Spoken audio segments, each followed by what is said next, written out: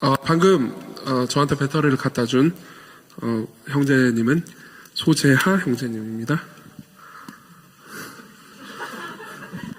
잘 들리세요? 박수 쳐주실래요? 예. 자, 우리 소재하 형제님이 지금 나이는 밝힐 수 없고요. 개인적으로 아시는 분은 그냥 아시면 되고, 외모로 볼 때 20대 후반 혹은 30대 초반으로 보이죠? 그중 어디인가입니다. 제가 알기로는 소장로 라인이라는 게 있다는 걸 알고 있습니다. 예, 그래서 언젠가 장로가 될지 모르니 저 뒤에 붙자 라고 생각하는 분이 계신 것 같은데, 제가 알기로는 본인은 그런 생각 안 하고 있습니다. 본인은 굉장히 지극히 겸손하기 때문에 내가 무슨 장로냐, 나는 진짜 우리 교회에서 신들매를 무슨 소리지? 그런 것 같진 않지만 어쨌든 그건 잘 모르겠지만, 자, 제가 소재하 형제를 예로 든 거는 이제 한 사람 이야기를 하면서 이렇게 쭉 인생을 자라갈 때 어떤 식으로 우리가 자라갈 수 있는지에 대해서 얘기를 하기 위해서입니다. 제목은 뭐냐면은 그리스도 안에서 나이들 매거나요 라는 제목입니다. 여러분, 강의안을 카톡방에 올렸는데 강의안을 복사해서 여러분들에게 나눠드리진 않았습니다. 왜냐하면은 굳이 제가 강의안 보면서 여러분들에게 할 것도 아니고요. 강의안을 굳이 그래도 이렇게 만들어가지고 카톡방에 올린 이유는 여러분들 나중에 보고 싶으실 때 보면 또 좋잖아요. 그렇죠? 그러니까 강의안을 보면서 하지 않습니다. 근데 난 또 보고 싶다. 나는 태블릿 PC가 있다. 그럼 상관은 없습니다. 그렇지만 이제 하여튼 그런 이유로 강의안을 올렸다고 생각해 주시면 되겠습니다. 점점 한국 사회는 고령화돼 가고 있는 게 사실입니다. 나중에 여러분들이 강의안을 보시면 알겠지만 제가 인구 피라미드를 2001년도하고 2021년도를 했거든요. 근데 이 20년간에 모르겠어요. 여러분들은 어떻게 느끼시는지. 2001년도가 저한테는 그렇게 옛날 이런 느낌이 아니거든요. 20년 전인데도 불구하고 2001년도가 저한테는 제가 이제 제대하고 그 이듬해예요. 그래서 이제 그때 제가 얼마나 또 젊고 또 야망 있고 어리석고 그 자기중심적이었겠습니까? 그래서 하여튼 재밌었어요. 저는 그때 재밌었는데, 그게 이렇게 20년 전이라고 그러니까 약간 아득한 느낌이 드는 거예요. 근데 그 사이에 한국 사회가 되게 많이 변했습니다. 2001년도에는 대한민국 평균 연령이 33.5세였어요. 예, 지금 몇 살까요? 43.3세입니다. 그러니까 이 20년 만에 굉장히 많이 올랐어요. 통계청에서는 이제 그 컴퓨터로 시뮬레이션을 돌려가지고 미래에 어떻게 될 것인가, 미래에 이제 애를 많이 낳으면 어떻게 될지, 적게 낳으면 어떻게 될지, 그거에 따라서 이제 통계를 예측하기도 하거든요. 그래서 20년 후 2041년도에는 아마 51.8세가 될 걸로 추정합니다. 평균 나이가요. 예. 우리 교회 평균 나이는 제가 어제 돌려봤어요. 예, 29.7세입니다. 좋아요? 그래서 여러분들한테 여기 앉아있는 대다수가, 절대적인 다수가 20, 30대인데, 그러니까 나이들 매거난 이야기를 내가 들어야 될 필요가 있나, 이런 생각이 들 수 있지만 여러분, 나이가 듭니다.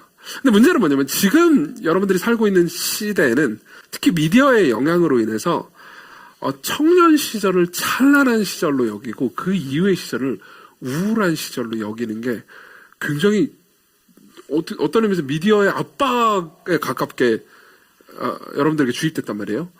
그러니까 이제 우리 교회 절대 다수를 차지하는 20, 30대는 지금 찬란한 시절을 보내고 있는 셈이니까, 물론 여러분들은 내 인생 진짜 우울한데 뭐가 찬란하단 말이야 이렇게 말할 수도 있겠지만, 딱히 이렇게 늙음, 나이듦에 대해서 깊이 생각을 안 하게 될 가능성이 높습니다. 결혼했든 그렇지 않았든요. 근데 여러분들이 계속해서 그러니까 젊음을 찬란한 시절로 생각하고 늙음을 초라한 시절로 생각하게 되면은 이게 의학도 발달하고 가면 갈수록 평균 연령이 높아지기 때문에 여러분들은 우울하고 찬란하지 않은 시절을 오래 보내야 돼요. 여러분들의 인생의 후반부를 오랫동안 우울하고 싶으세요? 그럼 원치 않을 거 아니에요. 오랫동안 행복하고 싶으시잖아요. 그러다가 이제 그리스도 안에서 안식하고 싶으실 거 아니에요. 그렇기 때문에 그러니까 나이듦에 대해서 좀 생각해 볼 필요가 있습니다. 그래서 간단하게 이제 제가 성경이 나이 드는 것에 대해서 뭐라고 말하는지에 대해서 3가지 얘기할 거고, 그럼 우리가 어떻게 나이듦을 대해야 되는지에 대해서 4가지 얘기할 거거든요. 근데 하나씩 빠르게 볼게요. 자, 성경은 나이듦에 대해서 어떻게 대하는가, 어떻게 얘기하는가. 우선은 성경은 늙음을 늘 긍정하지는 않습니다. 예. 욥의 이야기를 보잖아요. 욥기를 보면은 욥이 있고요. 욥의 세 친구들이 있습니다. 욥의 세 친구들은 전부 다 되게 나이가 많은 사람으로 등장해요. 그리고 욥도 나이가 많은 사람이죠. 근데 세 친구 전부 다 욥한테 말도 안 되는 소리를 합니다. 욥이 고난을 당하는데 네가 무슨 죄를 저질렀으니까 그런 거잖아. 그러면서 욥을 막 갈궈냅니다. 그리고 실제로 나중에 욥의 세 친구가 별로 지혜롭지 않고 어리석다라는 것이 이제 하나님의 말씀에 의해서 드러나게 되죠. 그래서 그 가운데 중간에 이제 후반부에 등장하는 한 젊은 청년이 있거든요. 그 사람 이름이 엘리후예요. 그리고 이 엘리후는 이제 욥기를 자세히 살펴보면 이 사람이 결국은 장차 오실 예수님을 예표하는 측면이 있다는 걸 알게 됩니다. 굉장히 훌륭한 지성인이에요. 그렇지만 이 엘리후는 젊습니다. 그래서 엘리후가 하는 말이 있어요. 젊은 사람 중에서 이 말을 되게 맞는 말이야 라고 생각하는 분들이 계실 거고요. 나이 드신 분들은 거의 대다수가 이 말을 맞는 말이다 라고 생각하실 겁니다. 뭐냐면은 어른이라고 지혜롭거나 노인이라고 정의를 깨닫는 것이 아니니라 라는 말씀이에요. 예, 이 말을 엘리후가 합니다. 그래서 그건 사실이에요. 이거는 이해될 수 있는 사실입니다. 왜냐하면은 우리가 삶을 살잖아요. 삶을 살면 여러분들이 가지고 있는 약점들이 존재한단 말이에요. 약점들과 연약한 지점들이 존재한단 말이에요. 제가 이제 어떤 분하고 이야기를 하는데 이제 이분이 하도 그러니까 약간 이제 낱말 옮기는 걸 되게 좋아하는 분이었어요. 그러니까 소위 뒷담화를 좋아하는 거죠. 그래서 이 사람이 이거 치료를 해줘야겠다. 이건 문제가 있다라는 생각이 들어가지고 이제 상담을 하면서 길게 이야기를 한 적이 있어요. 근데 놀랍게도 저는 그 전까지는 그런 생각을 못했는데 제가 젊었을 때 그러니까 지금도 젊지만 어쨌든 더 어렸을 때 목회하던 때 들었던 얘기인데 자기가 낱말 옮기는 걸 좋아하고 뒷담화하는 걸 좋아하는 사람이라는 걸 본인이 되게 잘 알고 있는 거예요. 그래가지고 그게 자기의 약점이라는 걸 알고 있지만 어떻게든 이걸 바꿀 수가 없다 이런 얘기를 되게 정직한 고백이죠. 하더라고요. 그게 맞는 것 같습니다. 우리는 우리의 약점을 다 알고 있는 것 같습니다. 저만 해도 제가 관종이라는 걸 잘 알고 있고 게다가 연약한 존재고 되게 상처받기 쉬운 존재라는 것을 되게 잘 알고 있거든요. 우리 교회에서 저의 약점에 대해서 그러니까 저만큼이나 잘 알고 있는 사람이 제 이제 아내를 제외하고는 아마 박현진 목사님일 겁니다. 왜냐면 박현진 목사님은 되게 능숙하게 저를 다루세요. 예컨대 박현진 목사님 없죠. 지금 딴 데서 강의하고 계시거든요. 박현진 목사님은 회의를 하잖아요. 회의를 해가지고 제가 회의하다가 이제 실언할 것 같다. 상태가 좀 안 좋다. 그럼 회의를 끝내요. 회의를 딱 끝내요. 목사님 기도해 주세요. 좀 평상시에 우리 회의할 때 저한테 기도해 달라고 안 하거든요. 근데 회의를 목사님 기도해 주시고 회의 끝내시죠. 그러는 거예요. 그러면은 이제 그게 저한테는 일종의 계시로 다가옵니다. 끝내라는 거구나. 네, 왜냐하면 제 약점을 되게 잘 알고 있는 거니까요. 근데 이 약점은 보완되고 계속해서 이제 지혜롭게 성장해 나가야 되는 거잖아요. 근데 꼭 그렇지만은 않단 말입니다. 계속 약점이 더 자기중심성이 강해지면서 커질 수 있고요. 그리고 나이가 들잖아요. 그러면은 그 약점을 가리켜서 뭐라고 말할 사람이 줄어들어요. 왜냐면 이제 하나씩 돌아가실 거고, 그리고 내가 나이를 먹음으로써 내가 어느 정도 지위에 올라가게 된단 말이에요. 그러면 나한테 뭘 말할 수가 없잖아요. 그러면은 거기에 대해서 자기 자신이 조심을 못하게 됩니다. 그럼 약점이 점점 커지면서 진짜 말 그대로 우리가 흔히 말하는 꼰대가 되는 겁니다. 이거를 C.S. 루이스는 자꾸 C.S. 루이스 많이 인용해서 죄송하긴 하지만 어쨌든 이렇게 표현합니다. 만일 우리가 영원히 사는 존재라면 겨우 70년 정도 살다가 죽을 존재일 경우에는 고민할 필요가 없는 많은 것들을 놓고 고민해야 합니다. 예컨대 지금 나의 못된 성질과 시기심이 점점 심해지고 있다고 합시다. 이는 점차 진행되는 이름으로 70년이 지난다 한들 눈에 확 들 정도로 심해지지는 않을 겁니다. 그러나 이 일이 1000만 동안 계속된다면 그것이야말로 완벽한 지옥이라고 하지 않을 수 없겠죠. 기독교가 참이라면 지옥이야말로 이 상태를 정확하게 꼬집어주는 용어를 할 것입니다. 그러니까 우리의 자기중심성이 계속 강화된다고 합시다. 강화되면서 더 많이 자기중심적이고 이기적이고 아집이 강한 사람이라고 합시다. 그럼 어떻게 될까요? 우리는 시간이 가면서 갈수록 성장해 갈 겁니다. 그 위에 리미테이션은 없습니다. 그러면 진짜 그냥 사탄이 되는 거예요.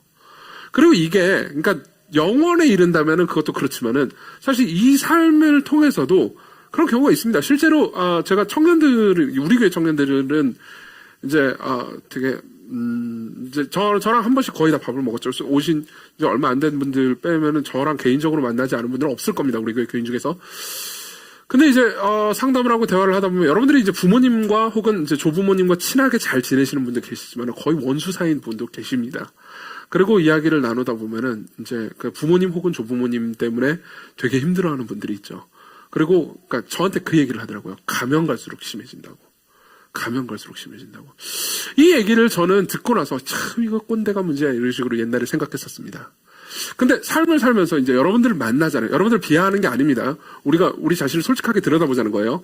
삶을 살면서 여러분들을 보면서 종종 여러분들 분명히 이걸 느낀 적이 있을 거예요. 종종 이런 걸 느낄 때가 있습니다. 내가 쟤보다 나이가 많은 게 너무 다행이다. 여러분 분명히 누군지 어떤 기분인지 알 거예요. 내가 쟤보다 나이가 어리면 진짜 너무 끔찍했을 것 같아. 그죠? 혹은 내가 목사라서 약간 그래도 목사니까 좀 함부로 대하기 좀 어렵잖아요. 그죠? 그러니까 목사라서 이렇게 함부로 대하기 어려운 사람이 된 게 너무 다행이다. 안 그랬으면 내가 좀 약간 그러니까 목회자가 아니고 나이가 그 사람보다 어리고 젊긴 하지만 그 사람도 어리고 그리고 같이 지내면 와 진짜 지옥이 펼쳐지겠구나. 와 이것 때문에 진짜 교회를 옮길까 말까 고민을 할 정도까지 힘들겠다라는 생각을 하는 경우가 종종 있습니다. 예. 그리고 우리 스스로도 여러분들이 여러분 이 얘기를 듣고 맞아 나도 그런 사람 알아. 그 사람보다 내가 나이가 많은 게 얼마나 다행인지 몰라라고 생각하는 사람도 있겠지만 여러분들이 그 사람일 수도 있습니다. 맞죠? 누군가 여러분들을 보면서 내가 저 사람보다 나이가 어린 게 나이가 많은 게 너무 다행이야라고 말하는 그런 사람도 있을 수 있겠죠. 그게 꼭 나쁘다는 건 아닙니다. 근데 그게 발전돼 갈 수 있다는 겁니다.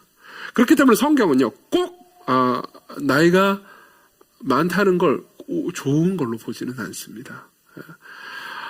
그리고 두 번째로는요, 근데도 불구하고 성경은 늙음을 영광으로 표현할 때가 있습니다. 예를 들면 잠언 16장은 이렇게 말합니다. 백발은 영화의 면류관이라. 여기서 영화의 면류관이라고 할 때 영화와 면류관 둘 다 아름다움을 가리킵니다. 그러니까 백발은 굉장히 아름답다는 거예요. 여러분 백발을 보면서 아름답다고 느껴본 적 있으세요? 별로 없을 겁니다. 왜냐하면 우리 사회에서는 백발을 아름다운 걸로 제시하지 않기 때문입니다. 그러니까 20대의 그 젊음만을 아름다움으로 제시하기 때문입니다. 공의로운 길에서 얻으리라. 그리고 잠언 20장 29절 젊은 자의 영화는 그의 힘이지만 늙은 자의 아름다움은 백발이니라. 여기도 백발을 아름다움이라고 제시를 하고 있죠. 그러니까 늙은 사람이 아름답지 않다고 우리는 보통 생각하기 쉽지만은 성경은 늙은 것을 아름다움으로 제시하고 있다는 겁니다. 아브라함 헤시엘이라는 유대인인데요. 이 사람은 유대인인데 이제 구약학자입니다. 이 사람은 성경에 특히 이제 잠언이나 구약의 여러 가지 이 본문들을 쭉 살펴보면서 인간이 늙는다는 것이 어떤 것인지 성경이 뭐라고 말하는지를 연구를 합니다. 그러면서 이렇게 얘기를 합니다. 나이 들면 패배가 아니고 성공이며 형벌이 아니라 특권이다. 마치 대학에서 최고 학년이 되는 것처럼 인생의 완성을 이룬다는 기대를 품고 노년을 맞이해야 한다. 사실 노년은 가능성이 풍부한 인격 형성기이다. 이 시기에는 인생의 어리석음을 버리고 자기 기만을 간파하고 이해심과 공감 능력이 깊어지고 정직함의 지평이 넓어지고 공정성에 대한 감각이 한층 성숙하기 때문이다. 저는 이 말을 읽으면서 그러니까 이 말이 제가 최근에 읽었던 것 중에 제일 와닿기도 하고 도전이 되는 말이었습니다. 내가 나이를 먹을 때 인생의 어리석음을 버리고 지금 많이 어리석은데 자기 기만을 간파하고 저도 자기 자신에 대해서 되게 많이 속습니다. 이해심과 공감 능력이 깊어지고 제발 정직함의 지평이 넓어지고 공정성에 대한 감각이 한층 성숙했으면 좋겠다. 이런 생각이 드는 거죠. 하나만 더 인용해 드리겠습니다. 팀 켈러의 결혼을 말하다라는 책에 있는 부분입니다. 거기 보면요. 이런 이야기가 나옵니다. 팀 켈러 목사님은 뉴욕에 맨해튼에서 이제 교회를 개척을 해서 20, 30대 젊은 우리 교회랑 비슷하게 20, 30대 젊은 교인들로 굉장히 많이 꽉 들어차 있는 교회를 30년 가까이 심우하시다가 은퇴를 하셨어요. 그러다 보니까는 어떻게 했겠어요? 결혼 주례를 무지막지하게 했겠죠. 저도 제 나이에 비하면 결혼 주례를 엄청 많이 했거든요. 근데 이제 주례를 할 때 이 앞에 있는 신랑 신부를 볼 때마다 그런 생각이 든다는 거예요. 이제 초를 치고 싶다는 거예요. 어떻게 초를 치고 싶냐? 지금 당신들이 제일 아름다울 때다. 그쵸? 예. 우리 집 와보신 분들이 많지는 않을 겁니다만, 우리 집에, 혹시 진짜 나중에 관심 있으시면 저한테 얘기하세요. 제가 제 결혼 사진을 보여드릴 수 있어요. 보신 분 없으시죠? 있는 사람도 있죠? 봤죠? 예. 물어보면 안 되겠다. 제 아내는 굉장히 좀 이 과거에 쓰면 안 되는 거지. 아름답고요. 그리고 저도, 사람 같았을까? 뒤에 있는 주연자의 고개를 끄덕이고 있는데, 사람 같아요. 왜냐면 그때 저도 이제 날씬까지는 아니었고, 그냥 보통 사람이었거든요. 그러니까 저를 보고 막 뚱뚱하다 이러진 않았어요. 그냥 뭐 몸집 있다 이 정도였지, 누구도 뚱뚱하다고는 아니고, 지금 이제 누가 봐도, 저 뚱뚱한 목사님 이렇게 생각할 거 아닙니까? 그때가 소위 이제 요즘 말로 요즘 말이 아닌가? 리즈 시절을 찍었죠. 최고 시절을 찍었습니다. 근데 이제 그렇게 초를 치고 싶을 때가 있대요. 근데 그리고 나서 팀 캐런 목사님이 이런 얘기를 합니다. 하지만 배우자와 더불어서 서로의 삶 가운데 임하신 하나님의 은혜에 기대어 진실의 힘과 사랑의 힘을 행사하는 부부에게는 사실이 아니다. 세월이 흐를수록 주님의 눈으로 배우자를 바라보며 마치 잘 깎고 다듬어 세팅한 다이아몬드를 보듯 아름다움을 보게 될 것이다. 신령한 눈으로 배운 자를 바라본다는 것은 곧 그 안에 계신 하나님을 지극히 일부분이나마나 파악한다는 것이다. 이렇게 말합니다. 제가 오늘 아내 얘기를 좀 하는데, 제 생각에는 아내가 제가 결혼했을 때보다 더 아름다운 것 같습니다. 근데 그거는 외모적인 부분은 아닌 것 같아요. 그러니까 성품과 더 많이 알아갔으니까요. 이런 측면에서 볼 때 우리는 더 아름다워질 수 있다는 겁니다. 그런 의미에서 백발은 아름다움이 될 수 있다는 거죠.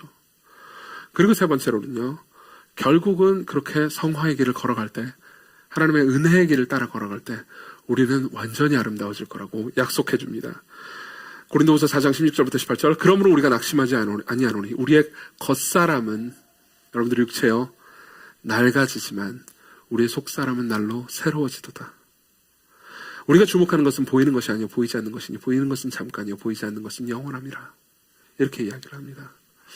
여러분, 하나님의 속성을 아십니까? 예전에 2016년도에 여러분 관심 있으시면 한번 들어보십시오. 인터넷 카페에 올라가 있습니다. 제가 당신의 하나님은 너무 작다라는 제목의 시리즈 설교를 한 적이 있었습니다. 그거는 우리 교회가 훨씬 더 작았을 때였어요. 아마도 그게 마이크로 녹음된 건지 그냥 육성으로 녹음된 건지 잘 모릅니다. 그러니까 들으면 되게 이렇게 음질이 안 좋을 수는 있습니다. 근데 제가 몇 번에 걸쳐서 하나님의 속성에 대해서 이제 설교를 한 적이 있었어요. 하나님의 영원함, 무한함, 사랑, 이런 것 좀 오랫동안 좀 긴 시간 동안 설교를 했습니다. 아마 육성으로 들어서 음질이 좋지는 않을 거고, 게다가 그때는 제가 지금보다 훨씬 더 혈기가 왕성할 때라서 설교 막으면 소리를 막 지르고 막 그래요. 그러니까 듣다가, 옛날에는 그런 분들 많았어요. 운전하다가 설교 듣다가 갑자기 깜짝 놀라시고 그런 분들이 많았거든요. 근데 그때 제가 아우구스티누스의 고백록을 참 많이 읽었습니다. 우리 교회 몇 년 전부터 다니신 분은 제가 고백록을 같이 읽는 모임에 참여하신 분들 계실 겁니다.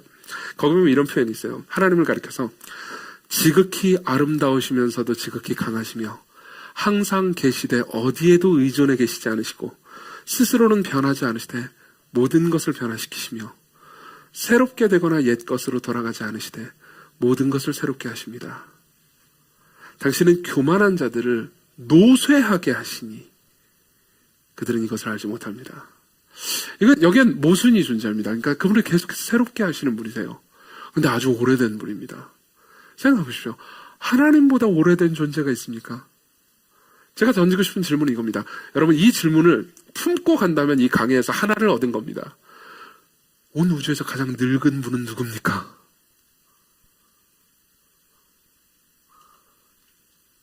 하나님입니다. 온 우주에서 가장 젊은 분은 누굽니까? 하나님입니다. 온 우주에서 가장 새로운 분은 누굽니까? 하나님입니다. 이게 아우구스티누스가 발견한 거였어요. 하나님을 이해하고 알면 할수록 그분은 헤아릴 수 없는 존재라는 걸 알게 됩니다. 그리고 아우구스티누스가 나중에 회심하고 나서 이렇게 이야기를 합니다. 제가 고백록에서 제일 좋아하는 문장 중에 하나입니다. 늦게야 당신을 사랑했습니다. 늦게야 당신을 사랑했습니다. 이토록 오래되고 이토록 그렇지만 새로운 아름다움이시여, 늦게야 당신을 사랑했습니다. 당신은 너무너무 오래되고 늙은 분인데 당신은 너무너무 새롭고 아름다운 분입니다. 이렇게 이야기를 하는 거죠. 저는 이 말이 무슨 말인지 다 알지 못합니다. 우리 모두는 이 말을 다 알지 못할 겁니다. 근데 생각해보세요. 하나님을 딱 봅니다. 여러분들이 마지막 날 심판 때 영광스러운 하나님을 여러분들의 눈으로 보게 될 겁니다. 예수 그리스도를, 육체를 가지고 계신 부활하신 예수 그리스도를 여러분들의 눈으로 보게 될 겁니다. 여러분들은 어떻게 될까요? 예전에 제가 찬양에 대해서 강의할 때 이런 말을 한 적이 있습니다. 찬양에 대한 강의 들으신 분들 기억하실 겁니다. 성경에 보면요, 하나님이 노래를 부르시는 장면이 있습니다. 하박국에 보면요, 우리를 가리켜서 즐거이 부르면서 기뻐하신다라는 표현이 있어요. 하박국이 아닙니다. 죄송합니다. 스바냐 3장입니다. 스바냐 3장 14절입니다. 우리를 가리켜서 즐거이 노래를 부르신다고요. 이걸 보면서 상상을 해봤습니다. 하나님이 노래를 부르면 어떨까요? 여러 가지 생각을 했습니다. 일단 장르가 뭘까? 클래식일까? 힙합일까? 메탈일까? 재즈일까? 그죠? 이 외에 다른 어떤 것일까? 그분의 목소리는 둔탁하고 강한 목소리일까? 아니면 섬세하고 아름다운 목소리일까?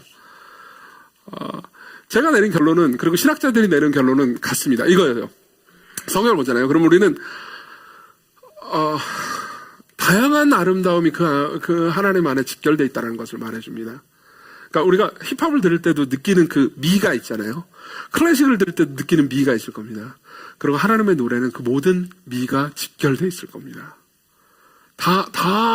그 모든 미를 다 가지고 계실 거예요. 그리고 그걸 훨씬 아득히 능가하실 겁니다. 마찬가지예요.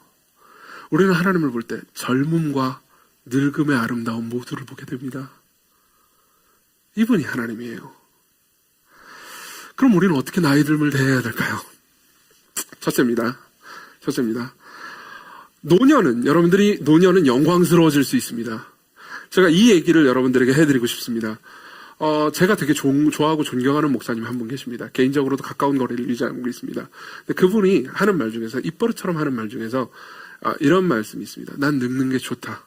난 지금 환갑이 넘었고 늙어가고 있지만 난 지금처럼 늙는 게 좋을 때가 없다. 난 더 늙고 싶다. 더 할아버지가 되고 싶다. 되게 저한테는 와닿았습니다. 왜냐하면 저는 한 번도 그런 생각을 해본 적이 없기 때문입니다. 한 번도 난 늙기 싫은데? 근데 왜 이 양반은 늙고 싶지? 왜냐하면은 늙음에 따라서, 그러니까 그런 얘기를 하시더라고요. 저는 이 말이 그분이 성화되어가는 과정이기 때문에 이런 말씀을 자신 있게 하실 수 있는 건지, 아니면 실제로 늙으면 그렇게 되는 건지를 잘 모르겠습니다. 자신이 늙으니까는 예전처럼, 이제 남자 목사님이니까 예전처럼 그렇게 성욕이 막 성욕 때문에 괴롭지도 않다. 예. 그리고 예전처럼 그렇게 막 이기심과 그 섭섭함과 서운함 때문에 고통스럽지도 않다. 그냥 사람들이 뭔가 이렇게 옹졸하게 행동할 때 그냥 그러려니 하는 생각이 자연스럽게 든다. 그리고 시간이 지나고 내가 성장하게 되면 더 그렇게 될 수 있을 것 같다. 내가 더 넓어지고 풍성해지는 것 때문에 굉장히 기쁘다. 이런 얘기를 하더라고요. 그리고 제가 아는 그분의 개인적인 성품도 똑같았기 때문에 저는 그 말이 공감이 갔습니다. 역으로 제가 한번 스스로에게 물어봤어요. 이정규 너는 20대로 돌아가고 싶으니? 라고 물어봤습니다. 그리고 제 대답은 이겁니다. 절대요. 전 절대 싫습니다. 물론 그때 몸매가 훨씬 낫긴 했습니다. 그리고 그때 좀 더 뭐랄까요, 좋은 게 있었나? 하여튼 그때 좀 더 좋은 것들도 있었어요. 더 건강했고요. 체력도 더 좋았고요. 그리고 목소리도 지금보다는 좀 더 나았던 것 같습니다. 근데 전 돌아가고 싶지 않아요. 왜냐면 그때 저는 너무 불안했고 너무 자기중심적이었고 쉽게 상처받았고요. 쉽게 상처를 주는 사람이었으니까요. 지금 더 나아졌는지는 잘 모르겠습니다. 근데 지금 훨씬 더 편안하긴 합니다. 근데 이건 자동적으로 이루어지는 건 아닙니다. 왜냐하면 디도서에 보면 이런 말씀이 있기 때문입니다. 디도는 젊은 목회자입니다. 이렇게 얘기합니다. 오직 너는 바른 교훈에 합당한 것을 말하면서 늙은 남자로는, 이 부분이 되게 중요한 부분입니다. 디도는 젊은 사람인데 나이 든 그리스도인들에게 이렇게 명령하라고 말합니다. 절제하며 신중하며 경건하며 믿음과 사랑에 인내하며 온전하게 되고, 그렇게 권하라고 명령하라는 겁니다. 그리고 늙은 여자로는 이와 같이 행실이 거룩하며 모함하지 말며 많은 술의 종이 되지 아니하며, 술을 많이 드셨나? 선한 것을 가르치는 자들이 되게 하라고 권면합니다. 핵심은 이겁니다. 나이가 들므로써 아름다워지는 것은 자동적으로 이루어지는 일이 아니라는 거죠. 하나님께서 우리에게 하신 명령을 부단히 지켜가는 연습의 과정이 필요하다는 겁니다. 예컨대 우리는 지금 소장로님 파가 있어가지고 소장로 라인에서 지금 되게 재미있게 소장로가 되면은 뭐 이렇게 농담하면서 살 수 있습니다. 근데 만일요 여러분들이 자녀를 낳고 시간이 지났습니다. 20년 30년이 지났어요. 그리고 지금 여기 계신 모두가 계속해서 시건교회에 같이 있다고 해봅시다. 그리고 30년이 지났어요. 아니다, 30년 너무 말다. 25년이 지났어요. 25년 지나면 나도 은퇴하겠지? 제발. 근데 진짜로 소재 형제가 장로님이 됐다 칩시다. 모르죠. 모르는데, 그러니까 아무것도 모르는데. 그런데 우리가 젊었을 때 우리의 연약함과 부족함을 다 알고 있는데 영화로워지고 절제하고 경건하며 신중하고 믿음과 사랑과 인내함에 온전하게 대해서 변화된 모습을 본다고 합시다. 그럼 얼마나 위대하고 아름답겠습니까? 여러분들이 젊었을 때의 모습을 알면 알수록 나이가 든 모습이 훨씬 더 아름답게 느껴질 겁니다. 여러분들이 이렇게 말할지도 모릅니다. 외모는 그때가 훨씬 나았죠. 물론 저는 젊었을 때도 외모가 대단치 않았다고 생각하긴 하지만 늙을 때보다 훨씬 나았죠. 라고 말할지도 모릅니다. 그렇죠. 시간이 지났어요. 25년이 지났습니다. 30년이 지났습니다. 그러나 지금 훨씬 아름답습니다. 저는 여러분들 모두가 그렇게 됐으면 좋겠습니다. 무엇보다 저 자신이 그렇게 됐으면 좋겠습니다. 저는 두려운 점이 있습니다. 예전에 몇 번 말씀드린 적이 있기 때문에 그래도 또 한 번 말씀드리겠습니다. 저는 우리 교회에서 저보다 나이가 드신 분들에 대한 그러니까 기본적인 약간의 존경심이 있습니다. 정말이에요. 이거는 그냥 빈말로 립서비스로 하는 말이 아닙니다. 왜냐하면 저도 저 자신이 나이가 든 것에 대해서 공포가 항상 있기 때문입니다. 어떤 공포냐면 이거예요. 저는 설교자입니다. 저 말씀을 가르치는 사람이에요. 그리고 설교를 아마도 뭐 별 탈 없이 은퇴를 한다면요. 앞으로 20몇 년에서 30년을 더 하게 될 겁니다. 그리고 제가 은퇴를 하잖아요. 그럼 저는 더 이상 주일날 강단에 서지 않겠죠. 저는 어디에 있어야 할까요? 저는 여러분들의 자리에 앉아 있어야 할 겁니다. 그리고 그때 저한테 설교를 해주는 사람은 바꿔서 말해보자면 하나님의 말씀을 저에게 가르쳐주고 저를 먹여주시는 목자는 저보다 최소 20년에서 길게는 35년, 길게는 30년 더 어린 분일 겁니다. 저는 20년에서 30년 더 어린 목사님에게 이렇게 말해야 할 겁니다. 제가 겸손하다면 이렇게 말할 수 있을 겁니다. 목사님, 저는 죄인입니다. 저는 당신의 입에서 나오는 복음이 필요합니다. 나의 죄를 가르쳐 주시고 나를 회개하게 해주시고 나에게 예수 그리스도를 말해주세요. 그래서 내게 소망을 가질 수 있게 해주세요. 제가 겸손하다면 그렇게 말할 수 있을 겁니다. 당신이 하나님의 말씀을 전하는 한 당신이 나보다 몇 살이 어리든 당신이 어떤 상황에 있든 나는 당신의 입에서 나오는 말씀을 통해서 순종할 겁니다. 제가 순종하지 않으면 저를 혼내주세요. 제가 그렇게 될 수 있을까요? 제가 그렇게 겸손해질 수 있을까요? 바꿔서 말해보자면 저는 아름다워질 수 있을까요? 여러분들에게 똑같은 질문을 던지고 싶습니다. 여러분들은 아름다워질 수 있습니까? 그렇다면 여러분들은 그렇게 아름다워지는 모습을 보면서요 기대할 수 있을 겁니다. 여러분들에게 드리고 싶은 말씀이 있습니다. 제가 이 책을 읽었는데요. 강의 준비하려고 여러 책들을 읽었는데 이 책은 좀 늦게 발견했습니다. 그래서 다음은 못 읽었어요. 근데 제목이 그리스도 안에서 나이듦에 관하여라는 제목이에요. 근데 이 책에 보면요. 세네 하우하우스라는 학자가 쓴 건데 제 마음을 되게 울렸던, 그러니까 사실 어떤 의미에서 제 죄를 발견했던 부분이라고 볼 수도 있는데요. 울렸던 부분이 있습니다. 읽어드릴게요. 지혜 공동체로서 교회와 현대사회를 대조시켜보는 것은 흥미로울 듯 싶다. 현대사회는 정당한 권위를 가졌다고 추정하는 전문가를 의존하는 경향을 지니고 있기 때문이다. 네, 맞아요. 우린 전문가를 찾습니다. 그렇죠? 연애에 대해서 궁금할 때는 우린 연애 전문가를 찾습니다. 그렇죠? 삶의 우울함과 불안감에 대해서 궁금할 때는 상담이나 정신의학 전문가를 찾습니다. 우리는 많은 부분에서 전문가를 의지합니다. 이게 잘못됐다고 얘기하는 건 아닙니다. 여러분들 중에서 뭐 상담이나 정신의학 전문가가 있다면 여러분들이 하는 일이 무의미하다는 것도 아닙니다. 여러분들은 소중한 일을 하고 계세요. 그렇지만 우리는 더 이상 전문가가 아니면 의존하지 않는 시대를 살고 있다는 거죠. 계속 읽어드릴게요. 전문가라고 해서 지혜로울 것이라고 기대할 수는 없다. 오히려 그는 기술적 합리성을 사용하여 결과를 산출할 최선의 길을 아는 사람일 뿐이다. 낮추어 부르는 게 아닙니다. 그냥 그 사람은 그런 사람이라는 거죠. 전문가의 권위로 구성되는 사회는 이야기 없이도 살아갈 수 있는 공동체이고 싶어 한다. 다른 측면에서 노인들이 필요하지 않은 사회를 추구하는 것이라 할 수 있겠다. 저는 이 부분이 되게 와닿았습니다. 과거에는 연애 문제나 어려운 문제나 정신적인 문제를 가졌을 때 노인을 찾아갔습니다. 어른을 찾아갔습니다. 그래서 어른에게 물었습니다. 어른들은 때로 꼰대 같은 말을 하기도 했고요. 그리고 우리를 혼내기도 했습니다. 그렇지만 그 가운데서 우리는 배울 때가 있었습니다. 그렇지만 점점 시간이 지나고요. 이젠 다양한 분야의 전문가들이 생겼습니다. 저는 목사로서 제가 할 수 있는 일들이 되게 적어짐을 느낍니다. 원래 목사는 이런 사람이었습니다.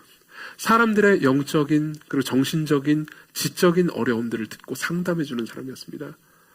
그렇지만 점점 시간이 지날수록 그러니까 그건 목사의 일이 아니고 그건 어떤 상담가의 일, 어떤 뭐 전문가의 일, 어떤 뭐 정신의학자의 일, 물론 그들이 하는 일이 잘못됐다는 것도 아니고 그들도 하나님의 소중한 일반 은혜의 일부인 것도 사실입니다.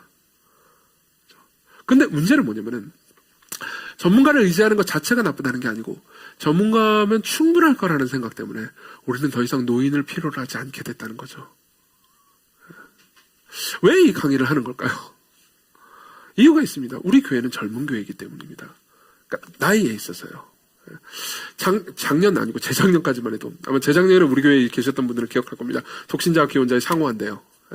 그런 프로그램을 좀 더 많이 마련하고 싶었지만 쉽지는 않았습니다만 어쨌든 그때만 해도 우리 교회가 규모도 작았고요.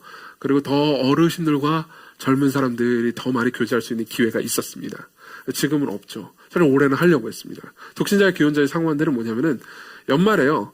뭐 크리스마스 때나 아니면 연말에 한 번은 오후 예배 지금 시간을 없애버렸어요. 그 예배만 드리고 그리고 다 청년과 장년을 짝을 지어줬습니다. 그래가지고 집으로 갔어요. 주일날. 집으로 가가지고 거기서 밥을 해주면 먹고 이야기하고 교제하고 그 삶을 나누는 거죠. 빨리 이 상황이 좀 마무리가 되면 그걸 다시 하고 싶습니다. 우리는 계속해서 서로 배워야 될 필요가 있는 거니까요.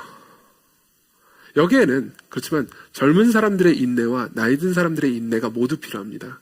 젊은 사람은 내 언어와 내 스타일과 내가 통하는 언어로 나이 든 사람이 이야기하지 않는다는 사실에 대해서 겸손해야 합니다. 그렇죠? 이거 내가 원하는 방식의 스타일로 얘기하지 않아. 혹은 좀 약간 강요하는 것 같아. 그러면요. 사실은 무언가 조언을 해주는 그 자체로 고마운 겁니다. 안 그렇습니까? 나이 든 사람들도 그러니까 자신이 물론 나이 든 사람은 더 많은 지혜를 가지고 있을 확률이 높습니다.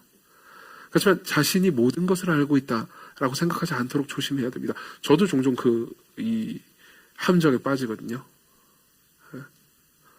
그러면서 그러니까 젊은 사람들로부터도 기꺼이 배우려는 겸손함이 있어야겠죠. 그리고 셋째로는요, 세속문화에 휘둘리지 않는 겁니다.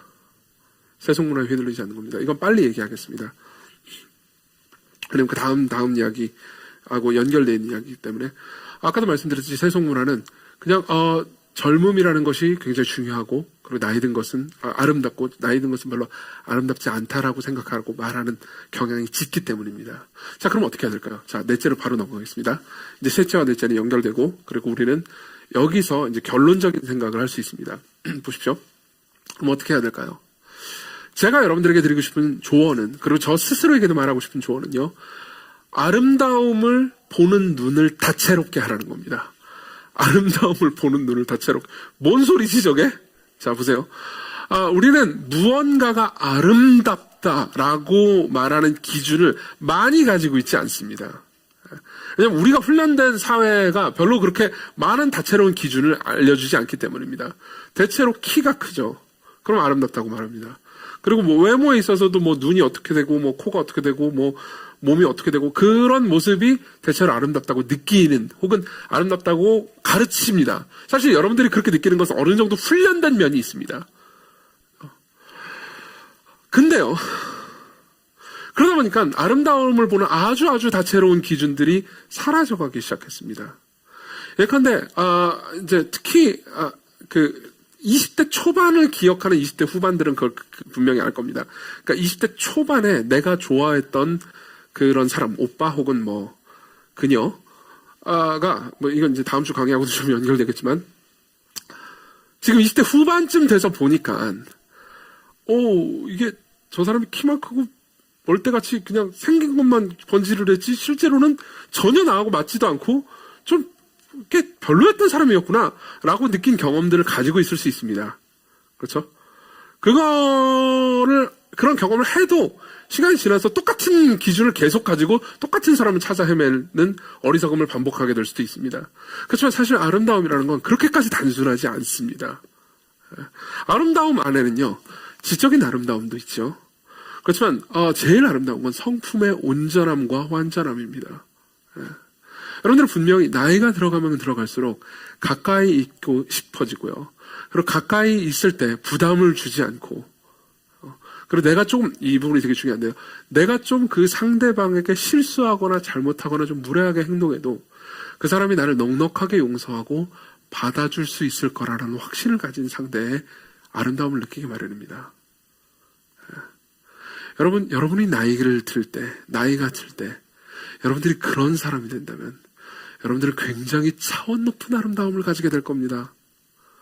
여러분들의 사려 깊음과 배려가 자라갈 수 있습니다. 그리고 정말이에요.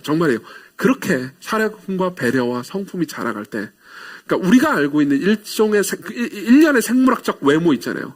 그것과 무관하게 그 사람이 아름답게 느껴질 수 있습니다. 근데 문제는 이거예요. 보세요. 이거는 사실 인간관계와 자기성찰과 회개와 교제를 통해서 서서히 자라가는 감각입니다. 이 아름다움을 느끼는 감각은요. 예를 한번 들어보죠. 이 특정 음악을 비하하는 게 아님을 염두에 두십시오.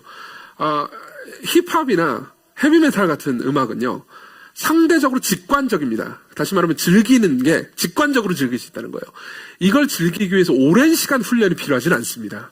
그렇지만 클래식이나 재즈는 이걸 온전히 즐기려면 시간이 필요하고 조금 어느 정도 훈련이 필요합니다. 그러니까 예컨대 여러분들이 화성학이라든가 대위 같은 것들을 공부하잖아요. 그러면은 클래식을 훨씬 더 잘 즐길 수 있습니다. 저 잘 몰라요. 그냥 그렇대요. 그래가지고 아는 거지. 제가 뭐 그걸 느끼고 그런 건 아니에요.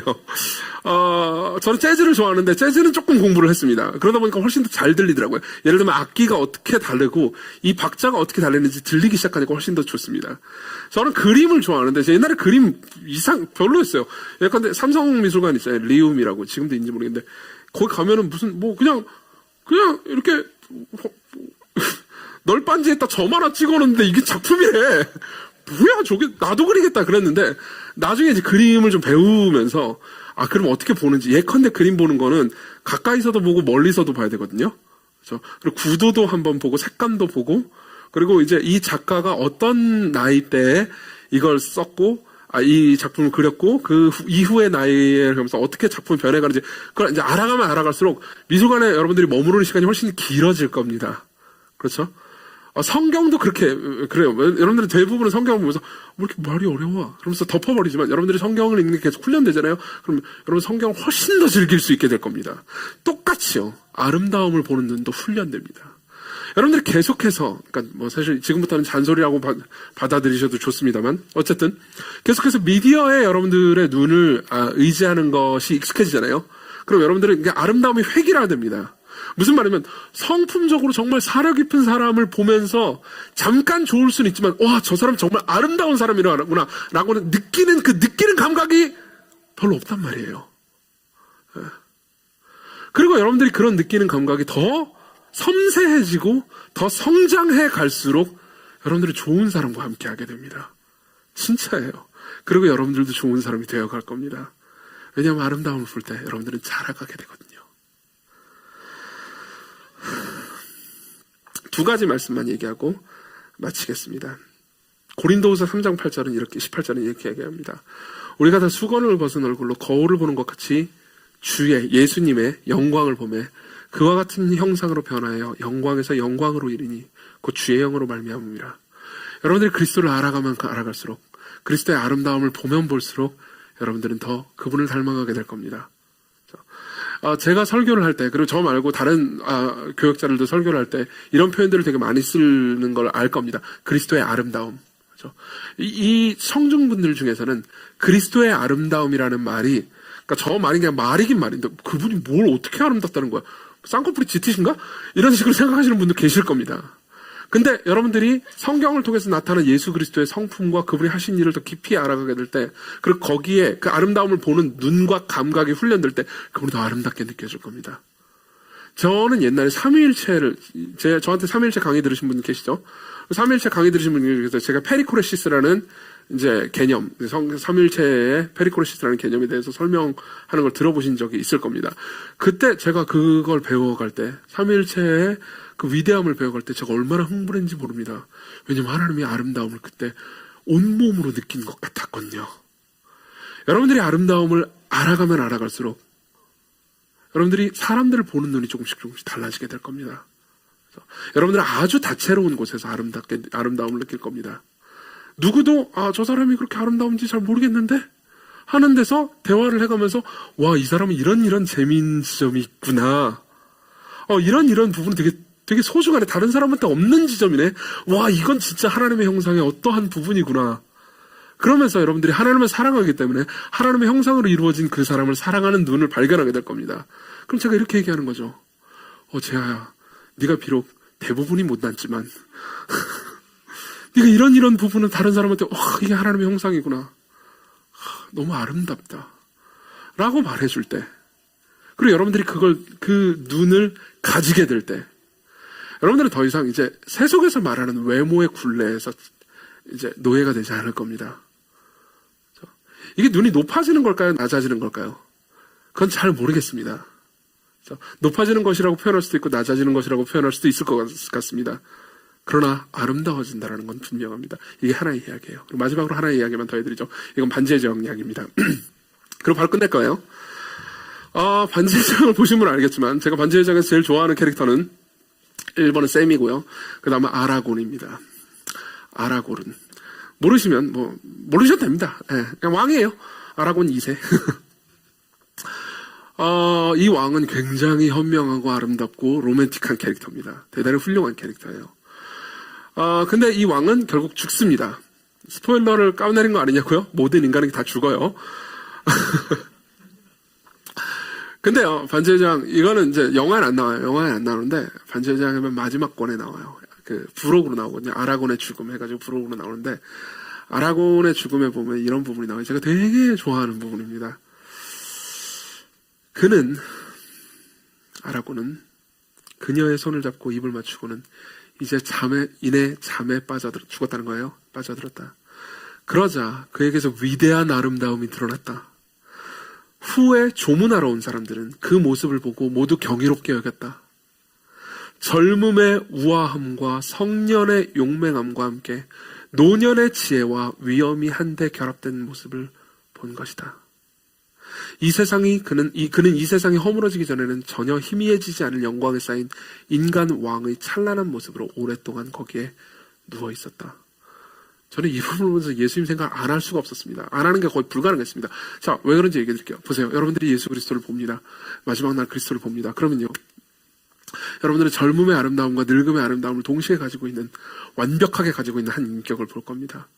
우린 그걸 지금은 다 가질 수 없을 겁니다. 그렇지만 여러분들 모두가 언젠가는 그 모든 것들을 다 가지게 될 거예요. 그리스도와 더불어서요. 여러분들 중에서는 지금 내가 나이를 먹고 늙어가고 있구나.